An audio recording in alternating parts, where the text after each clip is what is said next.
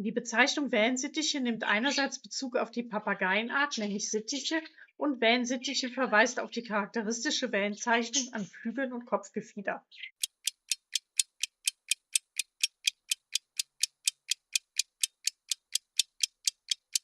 Grundsätzlich gibt es zwei Farbreihen, die grüne und die blaue, und daraus lassen sich unzählige Farbschläge züchten, von pastelligen Hellflügeln und Zimtern bis zu mauvefarbigen Wellensittichen.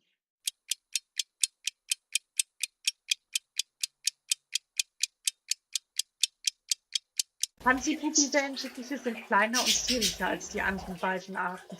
Sie haben einen runden Kopf und kommen der Wildform aus Australien am nächsten. Standard-Wellensittiche sind größer und wirken mit ihrem großen, kantigen Kopf wuchtiger. Halbstandards sind ein Mix aus beiden Arten und wiegen meist nicht so viel wie die Standards.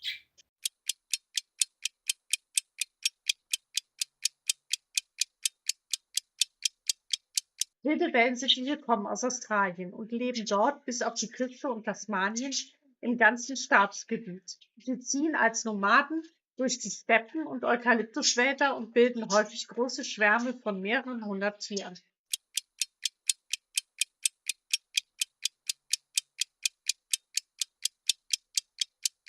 Die größten Feinde der Wellensittiche in Australien, abgesehen von Menschen, sind Greifvögel und Schlangen. Wusstet ihr, dass die Vögel früher von den Ureinwohnern gegessen wurden? Und Anfang des 20. Jahrhunderts war es Mode, möglichst exotische Vogelfedern an Hüten zu tragen, was zum Glück später verboten wurde. Denn auch dafür wurden die Wellensittiche getötet.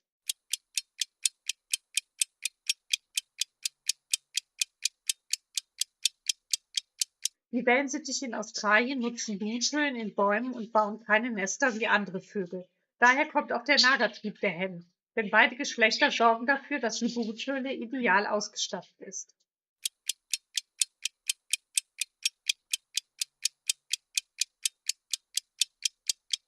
Da Wellensittiche von Natur aus Schwarmtiere sind und vermutlich auch beim Züchter oder der Züchterin zu mehreren gehalten werden, ist es ratsam, möglichst mehr als nur ein Paar Wellensittiche zu halten.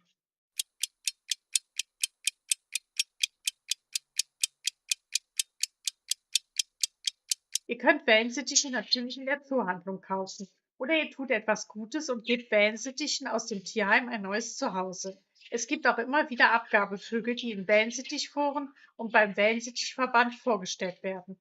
Oder ihr kauft die Vögel direkt bei einem Wellensittichzüchter oder einer Züchterin. Abraten würde ich von Anzeigen auf Portalen wie eBay Kleinanzeigen oder Kaleido.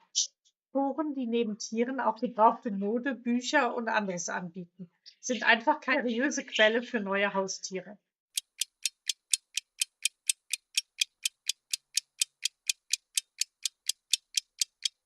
Mindestausstattung sind ein Vogelkäfig mit Sitzstangen, Futter und Wassernäpfe sowie etwas Spielzeug.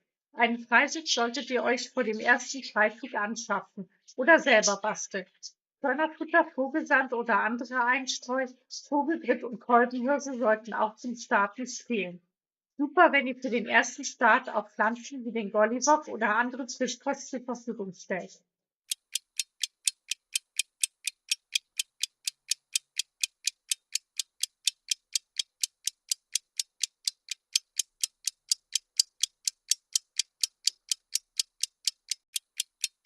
Das sollten mittlerweile alle Wellensittichfreunde wissen.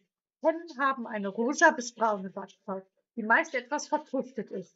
Hähne eine glatte blaue Wachshaut, allerdings erst, wenn sie schon etwas älter sind. Und das kann sich je nach Hormonstatus auch ändern. Weibchen bekommen, wenn sie nicht in Brutstimmung sind, eine hellblaue Wachshaut. Junge Männchen und Hähne mit Hormonstörungen können eine lila bis blassrosa Wachshaut haben. Außerdem haben sehr junge Wellensittiche meist eine blasse, hellblaue oder violette Wachshaut.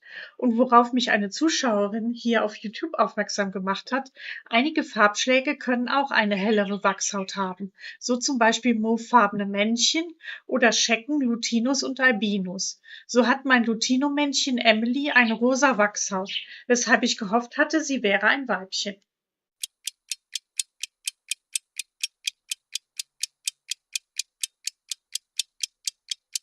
Normalerweise ja. Allerdings kann es sein, dass die Vögel höhlenartiges Spielzeug schon einmal als Listgelegenheit benutzen. So hat meine Henne Nina als einzige meiner Wellensittiche jemals ein Ei gelegt. Und zwar in die Ziehharmonika, die meine Wellensittiche als Spreaderspielzeug nutzten. Allerdings hat sie das Ei nicht ausgebrütet. Wer auf Nummer sicher gehen will, verbannt alles, was nur im entferntesten zu einer Nisthöhle umfunktioniert werden kann.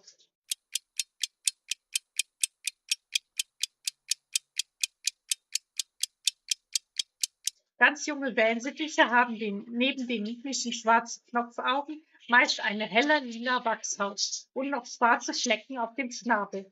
Oder ein Teil des Schnabels ist schwarz. Der hält sich mit der Zeit mehr und mehr auf. Auch der Ring um die Iris wird erst nach circa einem Jahr sichtbar und wird größer, je älter die Tiere werden. Wie hat euch dieses Quiz zu den Grundlagen gefallen? Wieder zu einfach? Ich versuche es beim nächsten Mal etwas schwieriger zu machen.